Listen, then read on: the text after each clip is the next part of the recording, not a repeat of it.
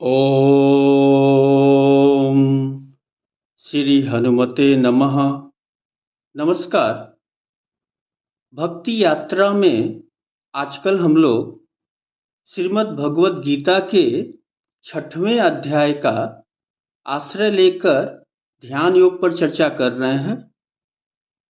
आज हम लोग श्लोक संख्या 9 से 15 तक में वर्णित संदेशों को समझेंगे, पर उसके पूर्व या यूं कहें कि दरमियान में एक मैं भजन सुनाना चाहता हूं। यह गीत गीता दर्शन समझने में सहायक होगा।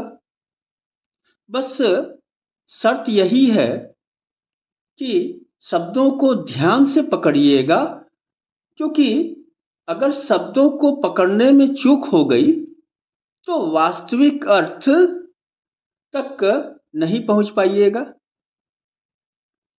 और यह गीत मूलतः फकीरी गीत है। यहाँ फकीरों की मस्ती है, जो साधारण बोलचाल की भाषा में बड़ी बड़ी बातें कह जाते हैं। तो आइए गीत की ओर चलते हैं।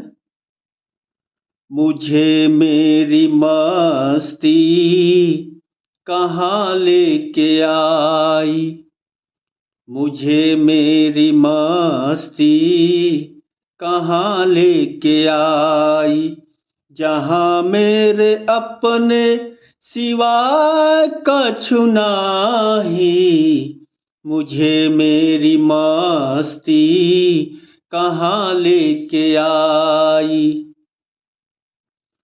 पता जब लगा मेरी हस्ती का मुझको, पता जब लगा मेरी हस्ती का मुझको, जहाँ मेरे अपने सिवाय कछु नाही, मुझे मेरी मस्ती कहाँ लेके आई।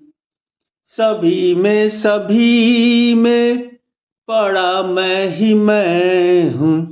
गौर कीजिएगा शब्दों को कि सभी में पड़ा मैं ही मैं हूँ, यहाँ मेरे अपने सिवाय कछु नाही, मुझे मेरी मस्ती कहाँ लेके आई। गीत की भाषा तो सरल है। मुझे उम्मीद है कि बात समझ में आ गई होगी। अब चलिए कुरुक्षेत्र के मैदान में चलते हैं, जहां कृष्ण अर्जुन संवाद चल रहा है। भगवान योगेश्वर कृष्ण को आदेश दे रहे हैं, समझा रहे हैं कि हे अर्जुन, तुम समबुद्धिर विशिष्यते, यानी कि तुम समबुद्धि की विशिष्टता को समझो। ये शब्द देखिए बहुत ही महत्वपूर्ण है। समबुद्धिर विशिष्यते, ये समबुद्धि की जो विशिष्टता है बड़ी ही अद्भुत है। और भगवान कहते हैं कि तुम्हारे स्वभाव में यह भाव रहे कि मित्र, शत्रु, उदासीन, ईर्ष्यालु, पुण्यात्मा, पापात्मा सभी समान हैं। सभी में समभाव रहे। यह देखिए एक सावधानी आवश्यक है कि इस पद का यह अर्थ नहीं हुआ कि मित्र शत्रु समान है या पापात्मा पुण्यात्मा समान हुए। उनमें समभाव रखना है। यह समभाव क्यों आवश्यक है? क्योंकि यह जो जगत आप देख रहे हैं वह मैं का ही विस्तार है, वह आप का ही विस्तार है, सबके संग में है। जहां आप जिसको देख रहे हैं उसमें वहां आपका कुछ हिस्सा अंतर्निहित है। एक संबंध है, वह शत्रु भी आपसे संबंधित है, आपके होने से संबंधित है, आपकी स्थिति परिस्थिति का वह एक हिस्सा है, अंश है। और जब स्थितियां बदलती हैं तो वह शत्रु वह मित्र दोनों ही बदल जाते हैं। सम का अर्थ होता है जिसका मन इधर उधर न दौड़े बल्कि एक जगह मध्य में स्थित हो। तो समभाव का अर्थ यह हुआ कि न हर्ष न शोक न विषाद, बल्कि आप मध्य में स्थित हैं। दूसरी बात, क्या कभी आपने गौर किया है कि हम मित्र कारण से बनाते हैं और शत्रु अकारण? एक मनुष्य चोरी करता है तो पूरी मनुष्यता चोर हो जाती है। एक भय, एक सतर्कता स्वतः हम अपना लेते हैं, जैसे लगता है कि सब वहां चोर बैठे हैं। एक साधु ने कुछ पाप किया, सभी साधु संदिग्ध हो गए।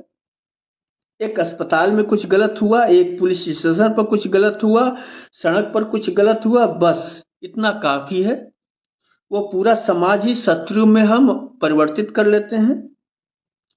पर मित्रता जब तक सिद्ध न हो जाए तब तक हम मित्र नहीं मानते। और कहना नहीं होगा कि यह सब शास्त्र विरुद्ध चीजें हैं। मित्रता तो देखिए अकारण ही होनी चाहिए, प्रेम अनायास ही हो, सबसे मिलिए धाय, सबसे मिलना है, न जाने किस वेश में नारायण मिल जाए।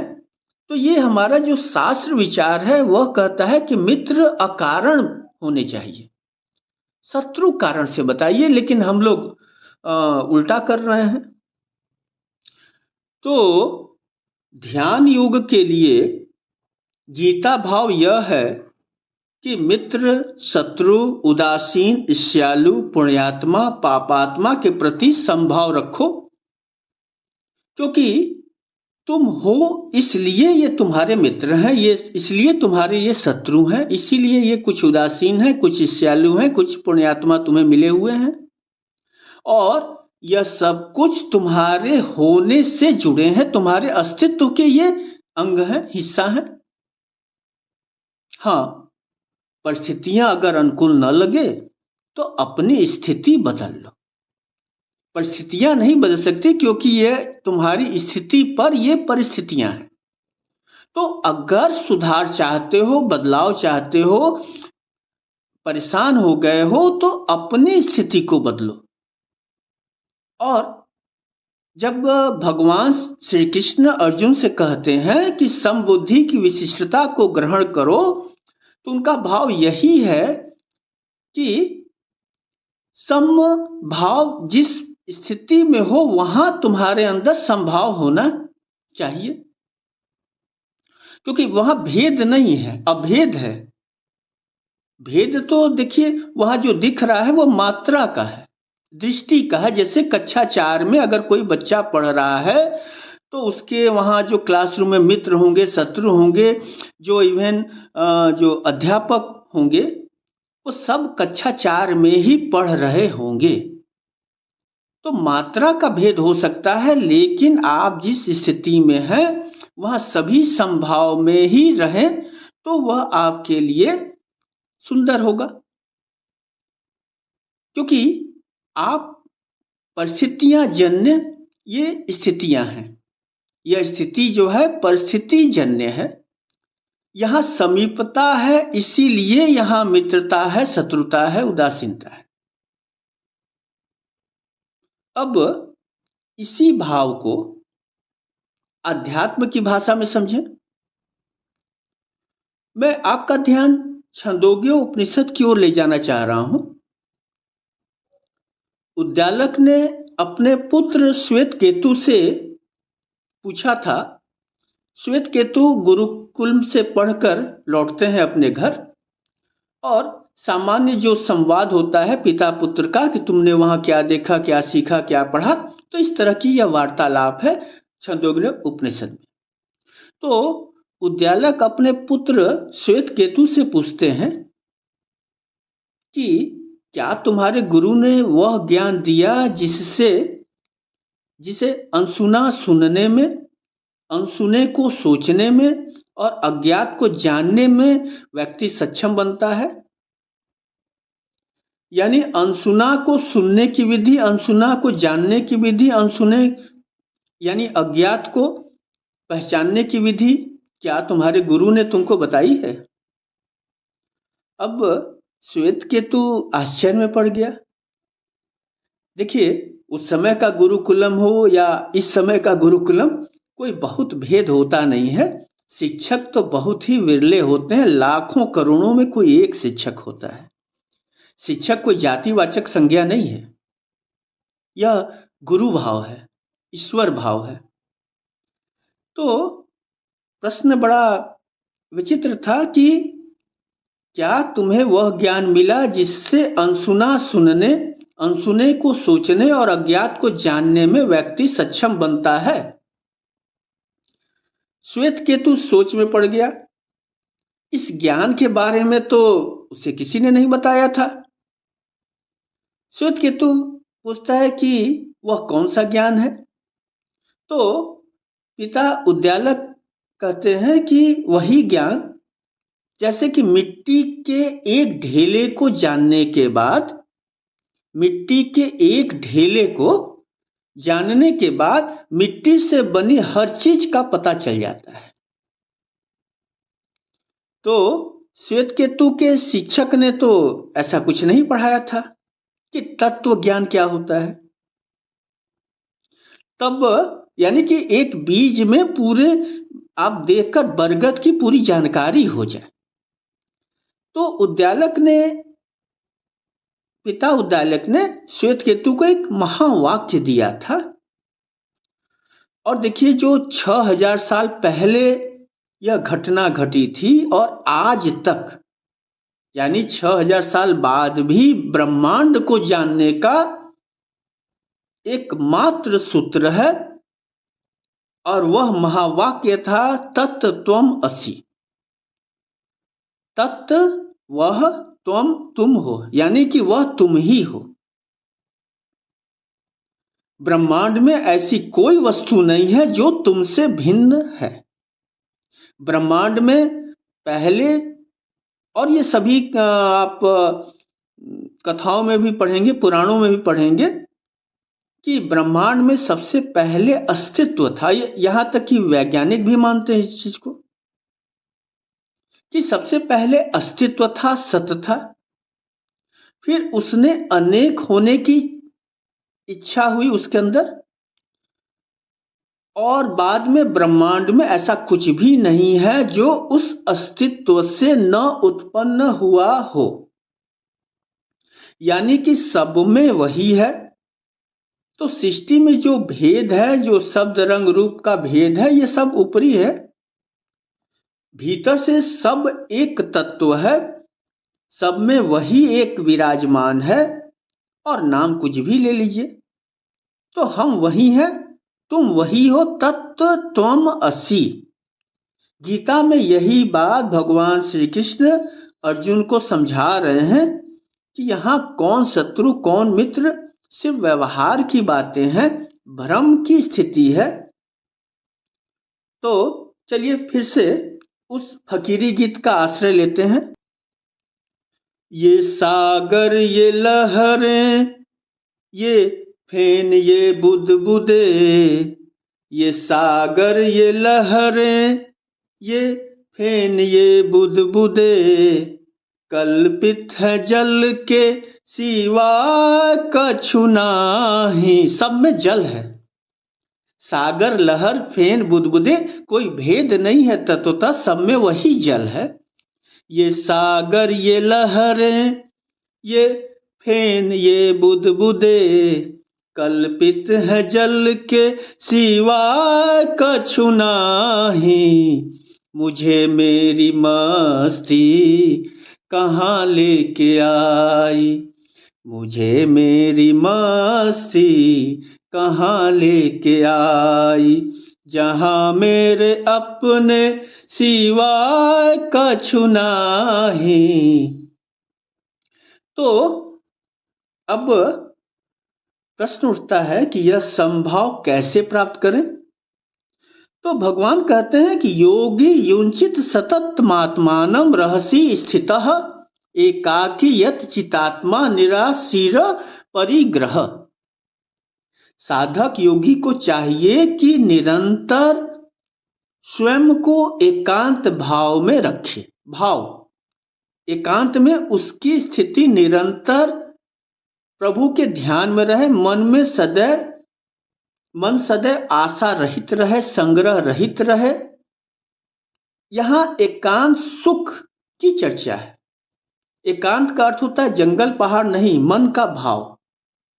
मेले में भी व्यक्ति अकेला रह सकता है, ध्यान दीजिएगा, और अकेले में भी मेला लग सकता है। तो जब भेद दृष्टि नहीं होगी तो सब में स्वार्थ, स्वयं को आप देखेंगे, स्वार्थ रहित हो जाएंगे, आशा रहित रहेंगे, क्योंकि सभी जगह तो आप ही हैं। सब में उससे वही परम चेतना का अनुभव होगा। तो हमारा परम पावन शास्त्र गीता हमें यह संदेश देता है कि मन को एकाग्रचित्त कैसे करें।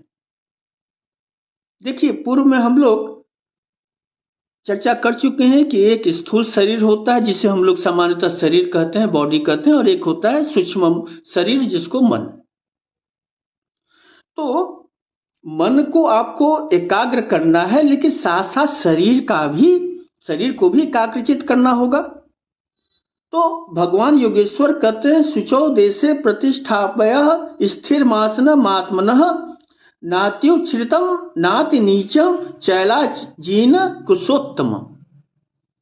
मन पर नियंत्रण के लिए शरीर पर नियंत्रण आवश्यक है, और साधक को चाहिए कि एकांत पवित्र स्थान भूमि पर आसन बिछा ले।